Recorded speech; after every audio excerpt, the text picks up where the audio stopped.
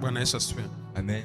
Mara nyingi Mungu anapotaka kumuinua mtu, na imekuwa ni mara nyingi desturi ya Mungu, huwa atafutaji watu ambao wanajiweza, wala watu ambao ukiwatazama kwenye sura zao na akili zao unaweza kusema Mungu anaweza kapata kitu kizuri kamtumikia mtu. Imekuwa ni desturi ya Mungu miaka yote, anaenda kuchagua ambacho mwanadamu wa kawaida akikiona asiamini wala asisadiki kwamba Mungu anaweza kumtumia huyu. Vile vilivyotupwa, vilivyozaraulika, vile ambavyo havionekani kwamba vinaweza vikawa vyombo, ndivyo Mungu anavyopenda kuvichagua. Sawa sana neno lake kwamba atakitumia kilicho dhaifu kuviangusha vyenye nguvu. Mungu amekuwa na desturi hiyo mara kwa mara sana. Wana wa Israeli walikuwa utumwani, lakini haimaanishi kwamba hawakuwepo mashujaa, watu waliokuwa na nguvu na uwezo. Akaenda kwa Gideon akamkuta, pamoja na hivyo ni mtoto wa mkulima. Tena mkulima sio mkulima tu, ni mkulima anayetambikia miungu, anayeabudu miungu, anajenga madhabahu za miungu. Akamkuta amekaa kwenye mtini ya mti mwaloni, Biblia inasema mwaloni. Akamwambia, huyu salamu aliyompa yenyewe, akamwamkia shujaa.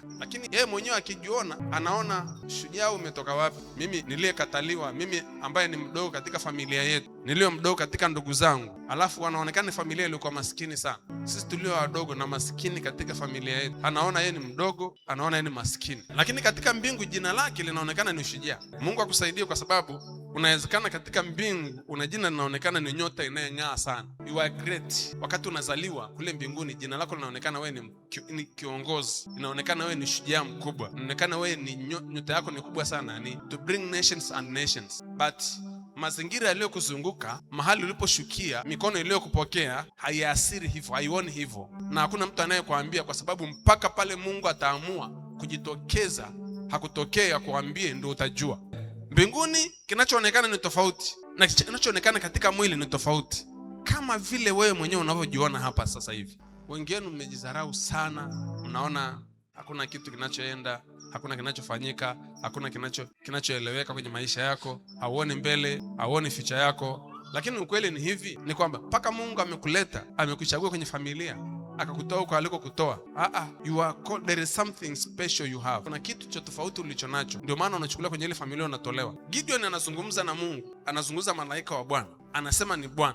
Baada ya kuambiwa yale maneno, imani yake ikapanda. Akamwambia, basi inakuwaje leo kama Mungu yuko pamoja nasi? Kama Mungu bado yupo pamoja nasi, inakuwaje? Mbona hatuone matendo yake makuu? Haya matendo makuu anayesema ni yapi? Ni kama vile alivyowatoa Israeli jangwani, akampiga Farao, ndio anayetamani ayaone pia Wamidiani wanapigwa mbele yake, kwa sababu amezoea Mungu wao ni Mungu wa kupigana na miungu mingine, na anawapiga alafu anawatoa. Sasa anashangaa Wamidiani wametuzidia, upanga umekuwa mkubwa.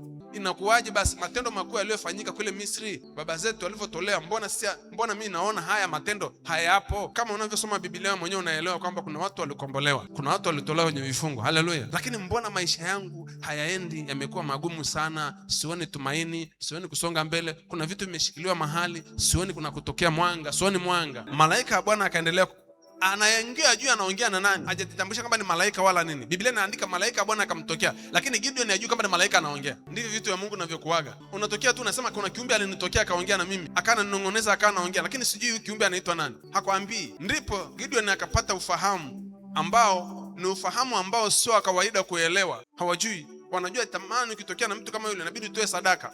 Gideon akaenda ndani, akachukua mnyama mzuri, akaoka, akatengeneza sadaka. Alivyotengeneza sadaka, bahati nzuri kuna mwamba ulikuwepo karibu, mwamba kama unaoona mawe mnayoona haya, madhabahu ile, akaiweka juu ya madhabahu. Yule malaika akamuelekeza, akamuelekeza namna nzuri, kwa sababu akajua jamaa anatoa sadaka, anafikiri ni chakula ananiandalia, kumbe ni sadaka anaitoa. Akamwambia, basi chagua hivi vitu ambavyo inaonekana kwamba sio sadaka, sio chacha. Ondoa ile mikate iliyookwa ambayo haina, tunasema sio chacha, maana yake haina amira na vitu vingine kuchachuka, vitenganishe, weka juu ya mwamba. Alafu ghafla tu akaona moto umeteketea, umetoka juu ya mwamba, ukachoma vile vitu, moshi ukapaa juu. Afu ile malaika akapaa. Jamaa akagundua, ole wangu, maana nimekutana na Mungu, mimi niliye mchafu. Taratibu za kawaida Israeli walikuwa wanajua kwamba ukikutana na Mungu kwa kawaida hauwezi kupona, unakufa. Sauti ya Bwana anasikia, anamwambia, usiogope maana utakufa. Sasa hii ni sauti ya Bwana, sio malaika tena. Hicho ni kitu kingine. Sauti Bwana anasema hautakufa, usiogope, hautakufa. Maana kwa namna nyingine Yesu akaongea naye Kamwambia hautakufa. Malaika ameshaondoka sasa. Anaongea Bwana mwenyewe. Ingawa wakati alipotambulisha mwanzoni alikuwa anaongea kama Bwana, kwa sababu ndani ya malaika yule alikuwa amebeba ujumbe wa Bwana. Ujumbe ule wa Bwana, neno la Bwana alikuwa analiongea malaika, limebebwa na Bwana, ni Bwana anaongea. Amemtuma mjumbe wake malaika aje alete ujumbe kwako. Kama alivyonituma leo asubuhi leo nikwambie kifungo chako kinaenda kuondoka leo. Haleluya. Wale waganga babu zako, ile madhabahu ya kiganga babu yako aliyeanzisha nyumbani inakushikilia na nikufuatilia, leo inaenda kuanguka. Amen. Haleluya. Amen. Ile nafsi yako iliyoshikiliwa kwenye madhabahu za kiganga nyumbani, kwenye sehemu ulikozaliwa, kwenye familia uliotoka, leo vinaanguka leo. Ile nafsi yako iliyoshikiliwa kwenye masinagogi ulikopita, kwenye masinagogi ya watu, leo inatoka leo kwa jina la Yesu. Haleluya. Haiwezekani Bwana akuite alafu akuache nafsi yako imeshikiliwa mahali. Lazima akisha anakukomboa, anakutoa nafsi yako na mwili wako kabisa, ili uweze kuendea hatima yako vizuri. Lord is here to rearrange your destiny today. Kama ulikuwa unaenda tu ujui, umeambiwa wewe ni mtu fulani, wewe utakuwa unafanya biashara mkubwa, alafu kaenda hapo njiani ukakutana na watu wakakudivert, wakakupeleka sehemu nyingine, your destiny will be rearranged today. Hallelujah. Haiwezekani ubaki hapo hapo. God want to raise men. Mungu naye mwabudu leo, Jumapili ya leo naisema kabisa, ni Mungu na mwabudu Mungu anayeinua, aliyeinua watu wakubwa, sio Mungu mdogo. Yes. Aliumba mbingu na nchi. I've seen God raising men. Kuna watu from nowhere. If you see my father, ni mfano mzuri. Inspiration, he can inspire you. He was nothing, alikuwa kawaida tu. Wakati nakutana baba yetu, sisi tulikuwa beta kuliko yeye, kwa sababu alikuwa na kazi, yeye hana chochote. But I'm seeing God raising someone from nothing to great. Mwambie Bwana, mkono wako mmoja tu kinigusa, maisha yangu yatabadilika yote. For sure, we need to empower people. Hapa mlipo sio sehemu yenu. It's not your place. Sio sehemu yako. Unaruka mataifa na mataifa. Amfikirie hivyo vitu. Kwa nini uweze kufikiria hicho kitu namna hiyo? Kuna miungu na mizimu imeshikilia ufahamu wako. Imekufungia kule nyumbani, unaona pale ulipozaliwa ndio sehemu ambako unaweza kupata maisha. Dunia ni pana sana. Ina resources nyingi na vitu vingi sana. So we need to, Mungu amesema akawapa wanadamu. Mbingu ni za kwake. Dunia akawapa wanadamu.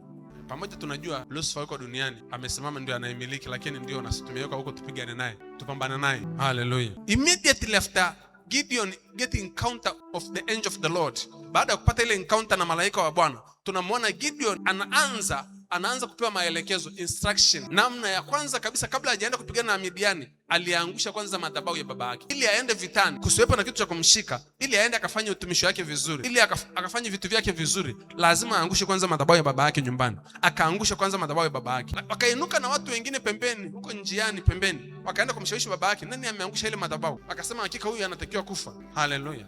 Amen. Wazazi wetu wanatusikilizaga pia. Tunakutana na Mungu, tunatokewa na Mungu, tukienda kuambia Mungu ametokea, wengi hawaamini. Tuwaambie neema pia, watambue kwamba tulichopokea ni bora zaidi kuliko walivyoamini wao. Mungu tunayemwabudu, Mungu tunayetembea naye ni Mungu anayeona, ni Mungu wa sasa hivi, anayeishi sasa hivi, anaongea sasa hivi, anasema sasa hivi. Sio Mungu wa kumsoma kwenye makaratasi hivi. We read, this is our road map, but because we have this road map, but the voice of God today we are supposed to discern it today. Inaongea nini leo asubuhi? Najaribu kuongea kutazamisha, you are created a great. Yes. But there are things that are surrounding you. Kuna vitu vivyo kuzunguka vinakuambia wewe hauwezi kwenda mahali popote. Wewe ni maskini. Wewe sijui una chochote. Ni kweli huna chochote sasa hivi, lakini usiangalie sasa. Don't look at you at this moment now. Look on your future. Your future is great. Jaribu kukimbia yale mawazo yanayoongea leo. Achana na unachokiona leo. Kitazame cha kesho. Encounter unazopata. The encounter when we get the encounter are there to encourage us. Tusikate tamaa. Kutuonyesha kule kunakoelekea future yetu ni kubwa. Our future is great. Yes. Our future is great. What we see today is not what we are expecting. We are expecting mighty things. We are expecting great things to come. Yes. So if you ever katisha tamaa, adui naye anapambana tu, katisha tamaa, anafanya kila kitu, lakini hatuwezi kumwangalia. Let us focus. Usisumbuliwe na kinachokusumbua sasa hivi. Usikiangalie. Don't look at things that are surround you now. Usikiangalie. Angalia kule mbele unakoelekea. Look on your future. Hallelujah. Amen. Angalia kule mbele unakoelekea. Usiangalie vya leo. Achana na vya leo vilivyokuzunguka. Vya leo vinakatisha tamaa. Imagine Gideon amekaa anapepeta ngano chini ya mti, anasema anajipepetea ngano hii kiisha hapa, alafu ajifungia. Amejifungia yani hana tumaini, amejifungia kwa sababu hofu imekuwa kubwa. Wanapigwa kila siku, wanaona watu wanatekwa, wanachukuliwa, hawana cha kusema, amejifungia. Alafu Mungu anamtafuta mtu anayesimama aseme alipiza kisasi kwa adui zako. Nani? Jamaa anatokewa encounter na malaika. Shujaa, Gideon ni shujaa. Anajua, anasema ni shujaa gani wakati mambo kama ni haya? Mambo gani haya wakati tumepigwa, wakati ndugu zetu wamepotea, wakati tumewekwa chini ya kongwa zito la Midiani, wanatutesa kila siku. Lakini vita ya kwao ilikuwa physical. Kipindi kile ilikuwa physical sana. It's not about today. Today is not like that. Hata kuja adui akushike, hata kuja falme nyingine zikushike, au hata kuja sijui nani akushike akufungia mahali. Tuelewe. Leo adui tunayepigana naye unakuta kuna mizimu ya kwenu imekushika. Haitaki utoke hapo ulipo. Imekushika kwenye pombe, wewe kila siku ni pombe tu. Yaani ukiona pombe kichwa kinachangamka, kinawaka moto. Umekaa hapo, mizimu ikukamatia pale. Hiyo ndio madhabahu inawashikilia watu. Kile unachokipenda, kile unachotaka kufanya ukifanye, unafanya kingine. Kile unachoweza kukifanya ukifanye, kinafanyika kingine. Unatamani kitu kizuri lakini unashangaa unafika sehemu unashindwa. Siku hizi biashara huko mjini zipo nyingi sana. Watu wanafanya biashara nyingi sana. Nafsi za watu zimekuwa ni biashara, nyota za watu zimekuwa ni biashara. Watu wanatekwa mchana kucha, wanakuwa misukule tu kwa sababu ya nyota zao. Sisi tunaona kama sawa tu. Ifike mahali tuseme hapa, tuamke kama kanisa. Let us rise.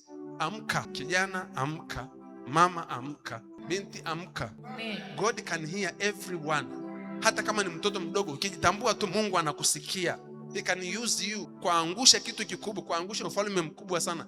God is waiting for a voice of one boy, a voice of one girl, a little one to understand himself, kuangusha madhabahu, kuangusha ngome, kuangusha falme za watu za giza. Mungu anatazamia hicho kitu tu, aangushe ufalme. Anatazamia tu aangushe ngome zilizojenga, falme ambazo ziko kuzimu, zimekaa miaka na miaka. Mtu mmoja tu ajitambue, aangushe hizo falme, alafu watu wa familia watoke. Haleluya. Amen. Sisi ni wale ambao tunaita ili kuonyesha njia. Mambo haya yanawezekana. It is possible. It is the Lord who raised men. Hallelujah. Amen. Hallelujah. Amen. Mungu anainua watu, nakwambia. Mungu tunayemwabudu jamani, from nothing, kutoka zero, alafu mtu anakuwa great one, a great one.